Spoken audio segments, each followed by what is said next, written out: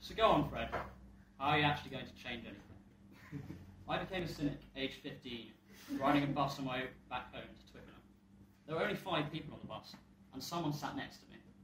As a Londoner, this was chaos. And then this guy spoke to me. He must have been about 18 or so.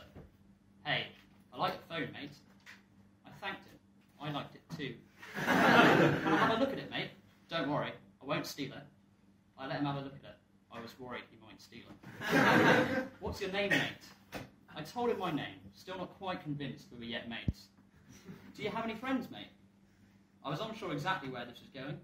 A few, I answered. Any girls, mate? No, I didn't know any girls. I went to an all-boys school. Mate, are you gay or something? I wanted to get off the bus at this point. Mate, it's easy. Just text a girl and ask her out. I tried to explain the logistical issues as I counted down the bus stops. Are you sure it's not because you're ugly, mate?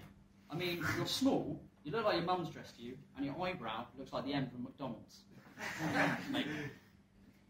My monobrown eye traipsed home, scarred and bruised. As you can tell, only one of us survives. Something changed that day. I was fed up of being a nice guy with no friends.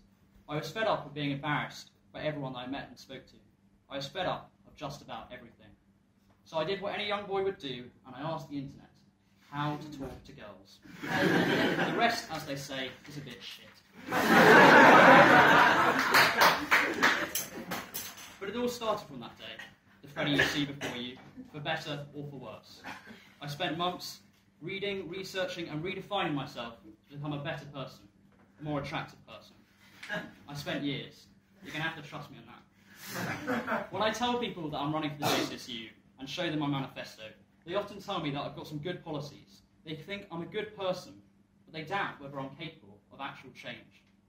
But I know from that one fateful bus journey that just the smallest act can make the biggest change. And that is what my manifesto aims to achieve. Small acts with big change. Some may doubt whether I had the passion, the drive, or even the ruthlessness to get these policies through.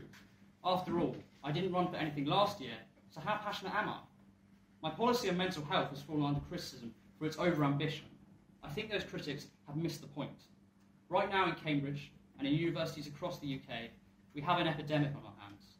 Depression, anxiety, eating disorders, self-harm. These disorders are on the rise day on day, consuming the lives of our friends, family, and more often than not, ourselves. Last year, the college made a huge step forward in appointing our first professional college counsellor, but more work needs to be done. One size does not fit all. We need a wider variety of counsellors. We need a CBT counsellor, group therapy, mindfulness instructors, whatever it takes to alleviate the mental health crisis here at Jesus. I promise in my manifesto that by the end of my tenure, there will be no more waiting lists for those in need, both students and staff. You might think that this is unachievable. You might think that this would cost far too much money. But do you think I care? If we can spend hundreds on feasts, thousands on wine, and millions on Westcourt, we best goddamn be ready to spend at least a fraction of that on saving the lives of the students it's being built for. Because someone could die. They could, all too soon, because we didn't do enough. And let me tell you now, if I were elected president, no one will die. Not on my watch. Not without me giving anything and everything to save them first. Why didn't I apply for the JCSU last year? Because I was a cynic. In many ways, I still am. Society is layered with the trappings of politics and bureaucracy, and the landscape of college is no different. But in many ways, I also became a believer, aged 18, riding a train on my way back home from Cambridge. Lost in the eliding horizon before me, I began to reflect on the past year of highs and lows that I and others had lived their lives through. And I realised that I couldn't keep pretending anymore. I couldn't keep pretending that I didn't care.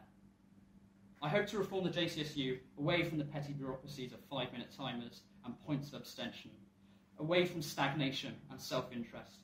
I want to lead the JCSU with policies, not popularity, and listen to all voices from all quarters. Difficult? Of course.